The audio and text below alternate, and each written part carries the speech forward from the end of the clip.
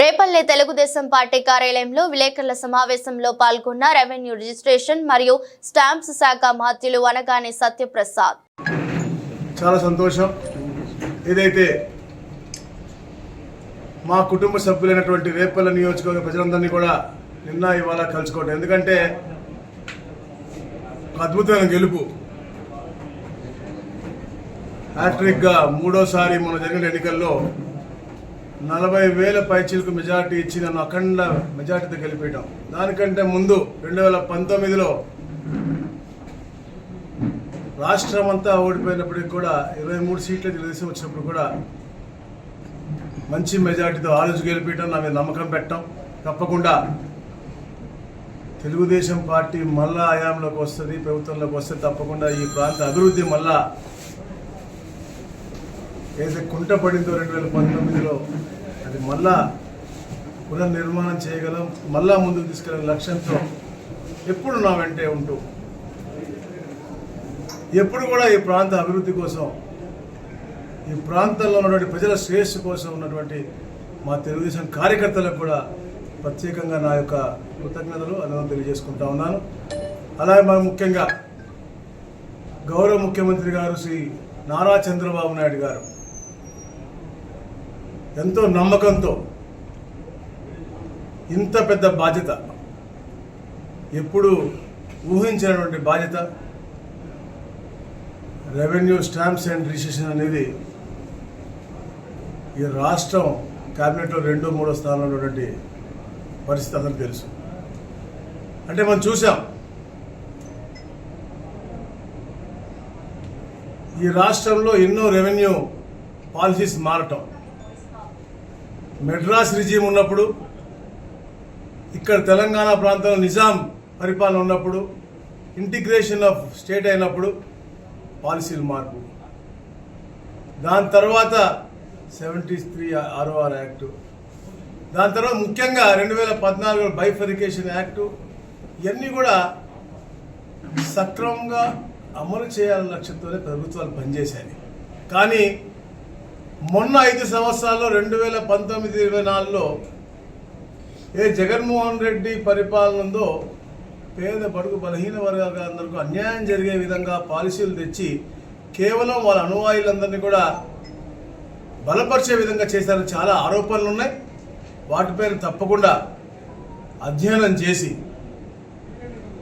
పాలసీలు మార్పుకి కారణం, అమలు తీరు, ఇవన్నీ కూడా ఆఫీసర్స్తో కూడా ఈరోజు మధ్యాహ్నం 3ంటికి కూడా మీటింగ్ పెట్టుకోవడం జరిగింది.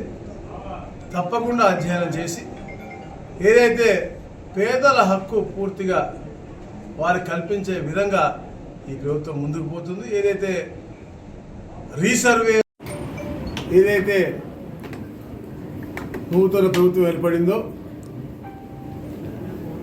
చంద్రబాబు నాయుడు గారి యొక్క విజను, పవన్ కళ్యాణ్ గారి యొక్క ఆలోచన, అలాగే మోడీ గారి అండ, తప్పకుండా ఈ కలయికతో ఈ రాష్ట్రం ఏదైతే గతంలో చంద్రబాబు నాయుడు గారు కోరుకున్నారో భారతదేశంలో అగ్రస్థానానికి వెళ్ళాలి అని చెప్పేసి ఒక లక్ష్యంతో 14-19 పనిచేశారో, తప్పకుండా ఆ లక్ష్యాన్ని మళ్ళా 24లో మొదలుపెట్టి అతి త్వరగా దాన్ని చేరుకుంటారని చెప్పేసి నమ్మకం కూడా ఉంది. ఎందుకంటే ఒక మంచి కలయిక, ఏదైతే గత 5 సంవత్సరాలుగా జగన్మోహన్ రెడ్డి పరిపాలనలో ఈ రాష్ట్రం 30 సంవత్సరాలకు వెళ్ళిపోయిందో, అభివృద్ధి నోచుకోలేదో, కేవలం వారి కేసుల కోసం కేంద్రం దగ్గరికి పోయారు తప్ప ఎక్కడ కూడా రాష్ట్ర అభివృద్ధి కోసం, రాష్ట్ర సంక్షేమం కోసం, రాష్ట్ర అభివృద్ధి కోసం ఎప్పుడు కూడా వాళ్ళు చేయలేదు. కానీ ఇప్పుడున్నటువంటి ఈ కలయిక, చంద్రబాబు నాయుడు గారు కానీ పవన్ కళ్యాణ్ గారు కానీ రాష్ట్రం బాగుండాలి, రాష్ట్ర ప్రజలు బాగుండాలి, సుభిక్షంగా ఉండాలి లక్ష్యంతోనే పరిపాలన చేయాలని ముందుకెళ్తా ఉన్నారు. కాబట్టి మోడీ గారి యొక్క అండతో, కేంద్ర ప్రభుత్వం అండ ఉంటే తప్పకుండా పెద్ద ఎత్తున మనకి అమరావతి కానీ పోలవరం కానీ మీరు చూశారు. ప్రతి సోమవారాన్ని ఎలాగైతే పోలవరం చేసుకున్నారో, నిన్న చంద్రబాబు నాయుడు గారు వెళ్ళి అక్కడ ఉన్నటువంటి లోటుపాట్లన్నీ కూడా చూసి వెంటనే కేంద్రానికి నివేదిక అందించి సత్వరంగా అది పూర్తి చేసే విధంగా, అలాగే అమరావతి, ఎందుకంటే ఈ యొక్క ప్రభుత్వం ప్రోయాక్టివ్ ప్రభుత్వం.